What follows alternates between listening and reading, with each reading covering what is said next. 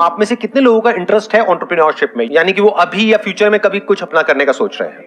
Almost सब। तो आज आपको बहुत कुछ सीखने को मिलेगा हमारे जो गेस्ट हैं उनसे, क्योंकि वो एक बहुत ही सक्सेसफुल एंटरप्रेन्योर है। उन्होंने अपने करियर की शुरुआत करी थी सिर्फ 3 लाख रुपए से। आज उनकी कंपनी की जो टर्नओवर है वो 100 करोड़ से भी ज्यादा है। Please give an energetic and warm welcome to the founder of Chai Sutta बार, अनुभव दुबे।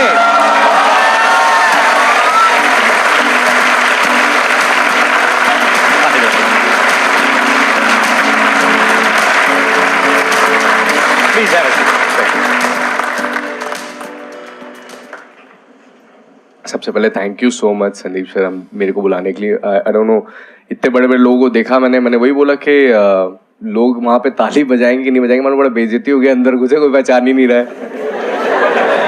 तो सर थैंक यू आपके लिए, थैंक यू इतने सारा वार्म वेलकम के लिए। मैंने आपकी कुछ वीडियोस देखी जहाँ पे ये देखा कि आपने 3 लाख रुपए से शुरू किया था अपना जी पहला जो आउटलेट खोला था।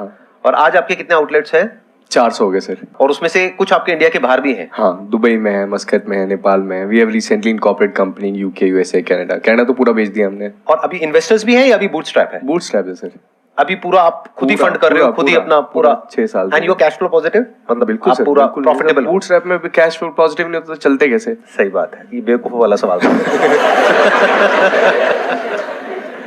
तो आपके जो आउटलेट्स हैं वो ज्यादातर फ्रेंचाइजीज हैं या आपके अपने आउटलेट्स? ज्यादातर फ्रेंचाइजी सर। मतलब क्या रेशियो होगी नियर अबाउट? सर 5 हमारे कंपनी आउटलेट, बाकी सारी फ्रेंचाइजी है। आपकी जो मेन रेवेन्यू होती है वो चाय से होती है या जो चाय के साथ में आप और प्रोडक्ट्स देते हो वहां से होती है? चाय से भी होती है सर, लेकिन चाय तो 10 रुपए हमने रखा कि चाय को देख के लोग आए, बाकी फिर सर मेन मार्जिन खाने में रहता है। वो भी आपने अपने ही ब्रांड के नाम से निकाला हुआ है? हाँ जी। तो आपकी जो प्रोडक्ट रेंज है वो कितनी बड़ी है, इन द सेंस मतलब कितने नंबर ऑफ प्रोडक्ट्स हैं आपके जो खुद के अपने ब्रांड से हैं? स्टार्टिंग में सर हम लोग को जो अच्छा लगता था हम सब ऐड करते जाते जो हमको पसंद था, तो हमारी 200 की लिस्ट पहुंच गई थी। ओह, बहुत ज्यादा होता है, उसको मैनेज करना ही बड़ा मुश्किल है, इन्वेंटरी और ये वो बहुत। अभी हम जब समझे कि menu designing is also science, तो उसको आपको कम करना चाहिए कि आप कम रॉ मटेरियल से कम, एक सेम एसओपी से कम मैन पावर के साथ में ज्यादा चीजें बना सको, तो हमने अभी उसको कम करके 21 किया है सर अभी। ये बहुत बड़ा पॉइंट है, ध्यान से सुन लेना और ध्यान से समझ लेना। ये गलती ज्यादातर एंटरप्रेन्योर्स करते हैं शुरू में जब अपना कोई काम करते हैं। जब आप अपना कोई काम करने वाले होगे ना, आप क्या सोचोगे, मेरा जो प्रोडक्ट है उसकी वैरायटी बहुत ज्यादा होनी चाहिए। ज्यादा नहीं होनी चाहिए, क्योंकि आप उसको संभाल ही नहीं पाओगे। उसकी सप्लाई चेन मैनेज करना ही बड़ा मुश्किल हो जाएगा। आप सोचो ना, जितने ज्यादा प्रोडक्ट्स रखोगे उतना ही ज्यादा आपको स्टॉक भी रखना पड़ेगा, उतना ही बड़ा वेयर हाउस भी चाहिए, उतने ही ज्यादा तरह की पैकेजिंग चाहिए, उतना ही मुश्किल होता चला जाएगा उसको मैनेज करना। एक्सपायरी होती चली जाएगी। पेरिशेबल रहता है, कुछ खराब पेरिशेबल है बहुत कुछ, right, that's what I am saying कि मतलब वो पेरिशेबल है, यानी कि कुछ टाइम में खराब हो जाएगा। तो जो नहीं बिक रहा है वो अटकता चला जाएगा। तो इन्होंने एक गलती करी शुरू में कि 200 प्रोडक्ट्स की रेंज निकाल दी, बाद में इनको समझ आया तो इन्होंने कम करके 21 कर दिया। और क्या होता है सर, अलग अलग लोग डिमांड करते हैं, अपने पास मैन पावर लिमिटेड है, तो सब लोग इधर उधर भिड़ जाते हैं, तो उसमें सर्विस का भी टाइम बहुत ज्यादा लग जाता है, आदमी भी ज्यादा ऑक्यूपाइड हो जाता है, इसलिए हमने उसको फिर अभी जाके काट झाट के कम किया पूरा। बिजनेस में ना ये बहुत बड़ी क्वालिटी है कि कॉम्प्लेक्स से कॉम्प्लेक्स बिजनेस मॉडल को सिंपल कैसे किया जाए। हम इसका उल्टा करते हैं जब हम बिजनेस करते हैं। हम क्या करते हैं, सिंपल से बिजनेस मॉडल को भी इतना कॉम्प्लेक्स कर देते हैं जिसकी कोई हद नहीं है। जैसे मेरा एक दोस्त है, वो मुंबई में रहता है, उसने अपना ऐसे एक बिजनेस किया एफएमसीजी सेक्टर में, तो उसने भी अपनी 50 प्रोडक्ट की रेंज से शुरू किया। तो मैंने उसको बड़ा समझाने की कोशिश करी। मैंने कहा भाई तू 2-3 से शुरू कर, जब वो चल जाएगा तब धीरे धीरे एक एक करके बढ़ा। उसको नहीं समझ आया, तो 1-2 साल तक उसने किया, लोन उठाया, ये किया वो किया, उसको करीब 1.5-2 करोड़ रुपए का नुकसान हो गया। इसी वजह से, जो वजह मैं आप लोगों को बता रहा हूं, ये बहुत बड़ा पॉइंट है समझने वाला। कम पे ज्यादा रेवेन्यू निकालो, ये टारगेट होना चाहिए। और जो प्रोडक्ट बिल्कुल ही नहीं बिक रहा उसको हटा दो, उसको स्क्रैप कर दो। आप भी करते रहते हो टाइम टू टाइम ऐसा? सर इनिशियली ना सबसे ज्यादा जो मैटर करती है टीम होती है, तो इनिशियली कैसे चूज करें, बिकॉज आपके जो इनिशियल टीम मेंबर्स होंगे वही डिसाइड करेंगे फ्यूचर। मुझे ऐसा लगता है कि आपका विजन अलाइनमेंट बहुत अच्छा होना चाहिए, जो भी आपकी इनिशियल टीम होती है।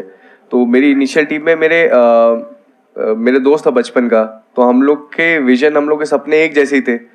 और हमारे साथ में एक और बंदा था मनोज, जो कि ऑर्फन थे उस टाइम, मतलब अभी तो हमारा परिवार का हिस्सा है इसलिए मैं नहीं बोलता हूँ, उस टाइम पे ऑर्फन थे। एक डेंटिस्ट साहब थे, उनके यहाँ पे जूते चप्पल जमाते थे सर, वो शटर वटर खोल के, तो वो थे साथ में हमारे। तो वो लोग जो रहते, आज भी वो हमको छोड़ के नहीं गया है, आज भी हमारे साथ में 6 साल हो गए ना। अभी उसका खुद का घर है, फ्लाइट से जाता है, अभी उसका लंदन का वीजा लगा रहे हैं यूके का, तो वहाँ जा रहा है।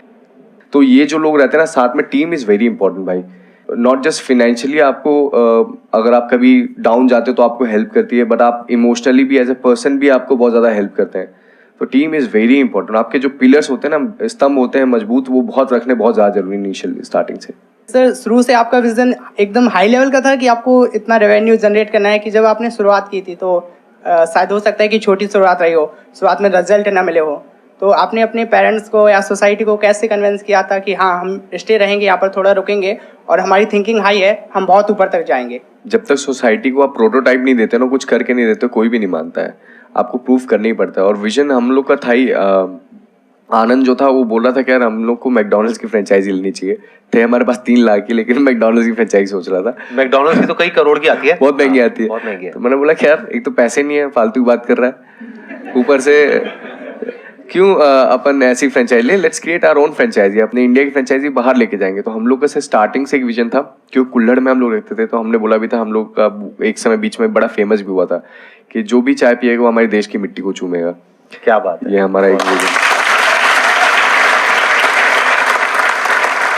इसीलिए सप्लाई चेन के पॉइंट ऑफ व्यू से देखा जाए तो कुल्हड़ को मैनेज करना मुश्किल है, और नॉर्मल अगर कोई और आप कप रखते हैं, कुछ रखते हैं, तो उसको मैनेज करना थोड़ा आसान होता है, बहुत इजी रहता है, राइट? क्योंकि कुल्हड़ पे थोड़ा सा भी प्रेशर आएगा तो टूट जाएगा। और काफी ब्रेक हो भी जाता है, बहुत ब्रेक होता है, बहुत ब्रेक होता है। लेकिन तब भी जो आपका थॉट प्रोसेस है वो ये है कि कोई भी कहीं भी आपकी चाय पिएगा तो वो देश की मिट्टी को चूमेगा।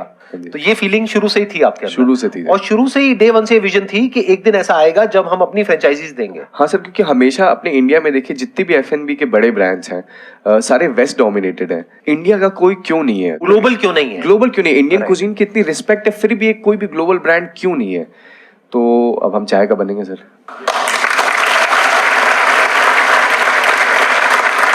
हमारी सबकी बेस्ट विशेस आपके साथ में हैं। करिए, पूरी दुनिया में खोलिए अपने आउटलेट्स, तो I think sky is the limit. आप कितने खोल सकते हैं, कोई लिमिट ही नहीं है। तो डे 1 से इनकी विजन बड़ी थी। अगर आप मेरे से ये सवाल पूछेंगे तो मेरी डे 1 से इतनी बड़ी विजन नहीं थी। जब मैंने अपना काम शुरू किया था, मेरा ये था कि हाँ, जो मैं अभी बिजनेस कर रहा हूं उससे थोड़ा सा इतना ऊपर हो जाएगा, या जो हमारे कॉम्पिटिटर है जो 20 साल से कर रहे थे, मेरा विजन बस वहां तक था। लेकिन बाद में जब हमने करना शुरू किया तो धीरे धीरे हमने पूरी मार्केट को एक्सपैंड कर दिया, तो फिर हम उनसे 10 गुना बड़े हो गए, जो हमारे जो कॉम्पिटिटर थे। तो टाइम के साथ साथ विजन बड़ी होती चली गई। आपको मजा आ रहा है, नहीं आ रहा है? अरे सर बड़ा मजा आ रहा है, मजा आ रहा है। डिफरेंट लग रहा है ना अभी तक के जितने भी आप सेशंस में गए? बहुत डिफरेंट लग रहा है सर। मैं तो बता रहा हूँ ना, मैंने तो नए कपड़े खरीदे सर। मैंने बोला कि आपकी एज कितनी है? 28 सर। 28? हाँ। लगते और यंग हो आप, मतलब थैंक यू सर। मेरे बारे में क्या कहना है आपका? बराबरी की लग रहा है सर।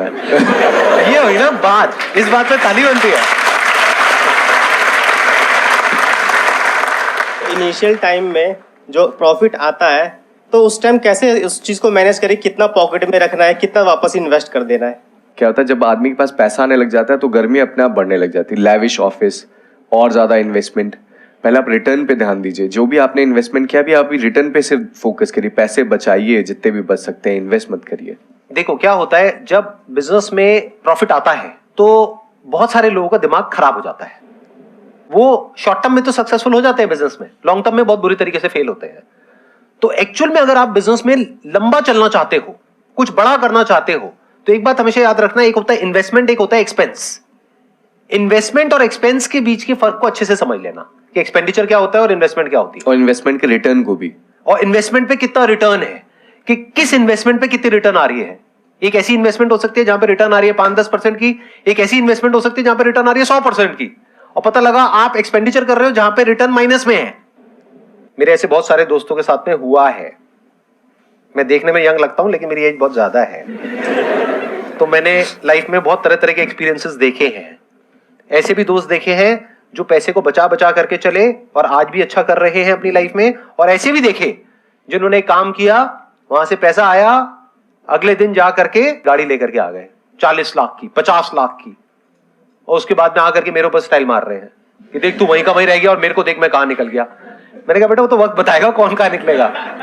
हम लोग का भी ये था कि हम लोग अपना कभी घर नहीं बनाएंगे। जितने लोग इनिशियल 1 साल तक थे ना, तब तो उनका घर नहीं बन जाएगा, वो गाड़ी नहीं लेंगे। तो आज भी मैंने अपने भाई को भी recently second hand Swift Dzire वो दिलाई है, डीजल वाली। आपकी कौन सी गाड़ी रखी हुई है आपने? स्विफ्ट सर, सेकंड हैंड वो डीजल। ये सच है? हाँ सर, ऑफिस तक जाना है सर, क्या स्टंट मार के जाएंगे वहां, फिर तो 2 किलोमीटर का ऑफिस है। सीखो इनसे, बहुत बड़ी क्वालिटी है ये।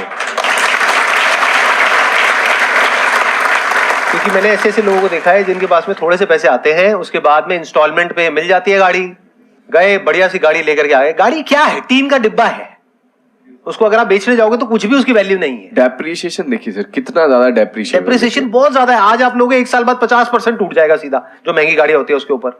तो क्यों ले रहे हो ऐसी गाड़ी? दुनिया को दिखाने के लिए। उस दुनिया को क्या फर्क पड़ने वाला है? कायदे से क्या करना चाहिए था उस 40-50 लाख रुपए को? अगर मानो आपने 1 करोड़ रुपए कमा लिया, तो उस 50 लाख रुपए को या उस 1 करोड़ रुपए को ये लगाओ कि कैसे मैं बिजनेस में लगाऊं और कैसे इस 1 करोड़ से 10 करोड़ बनाऊं। तो जो इन्होंने बोला, ये एक बहुत बड़ी क्वालिटी है, छोटी क्वालिटी नहीं है। क्योंकि अगर आज ये चाहे तो डाउन पेमेंट पे गाड़ी खरीद के ले आए, बढ़िया से बढ़िया, जो गाड़ी आप कहोगे वो गाड़ी ले आए, और कह रहे सेकेंड हैंड, क्योंकि सेकेंड हैंड सस्ती मिल जाती है। हाँ सर डीजल मिलती नहीं ना, बड़ी मुश्किल मिलती है डीजल। ये एक एंटरप्रेन्योर का दिमाग है, ये एक बहुत कमाल के एंटरप्रेन्योर का दिमाग है। अगर आप एंटरप्रेन्योरशिप में जाने की सोच भी रहे हो ना, तो ऐसी बुद्धि चाहिए जो बहुत कम लोगों में होती है। नहीं तो क्या होता है, शो ऑफ, वो ऑफ, ये वो, ये दिखा रहे हैं, वो दिखा रहे हैं, दुनिया को ये कर रहे हैं, वो कर रहे हैं। हाँ, अगर वो आपके बिजनेस से कनेक्टेड है तब तो ठीक है। अब इनके बिजनेस में तो उल्टा हो जाएगा। अगर ये ज्यादा चेने वेने लाद करके बैठ गए तो बंदा कहेगा भाई तू चाय बेच रहा है, क्या बेच रहा है?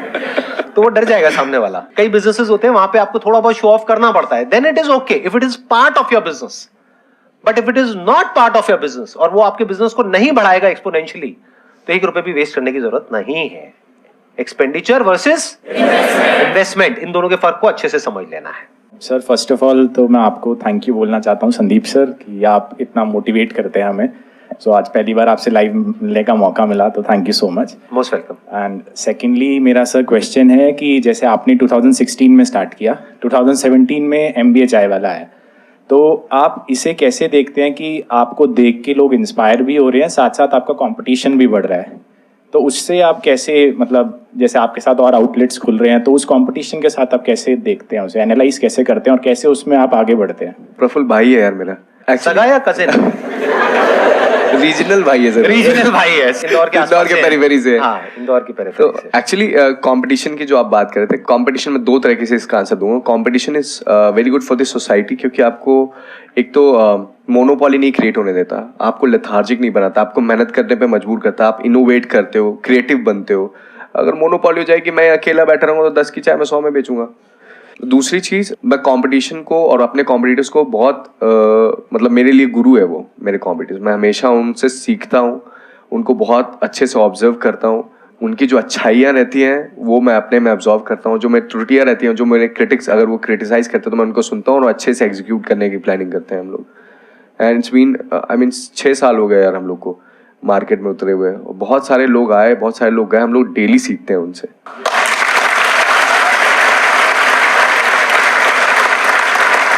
आप ही पानी पी लीजिए, आपके गले में ना कुछ खराश आ रही होगी, वो पीछे अरे बता रहे हैं। हाँ, चाय मंगवाऊंगे आपके लिए? नहीं, मैं चाय नहीं पीता। MBA चाय वाला की? नहीं, चाय नहीं पीता। आप चाय नहीं पीते? नहीं सर। तो टेस्ट कौन करता है? मतलब प्रोडक्ट टेस्टिंग है वो कौन करता है? बहुत सारे लोग हैं सर टेस्ट करने के लिए, सब चाय वाले हैं, सबको पसंद आ जाती है। मैं सर कभी पी नहीं, मुझे कभी पसंद आई नहीं, मतलब।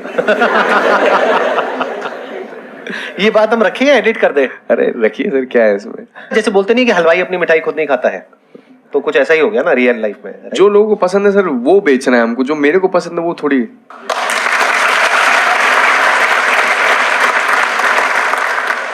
First of all thank you sir, आप बहुत मोटिवेट करते हैं, आप इंस्पिरेशन है। और थैंक यू सर, आपको भी आज आप आए, बहुत अच्छा लग रहा है। और सर मैंने कुछ लिखा है, रैप लिखा है, मैं आपके लिए सुनाना चाहूँगा, जस्ट 1 मिनट का है। तो ये लिखा है कि सर जी एक रैप लिखा है जो आप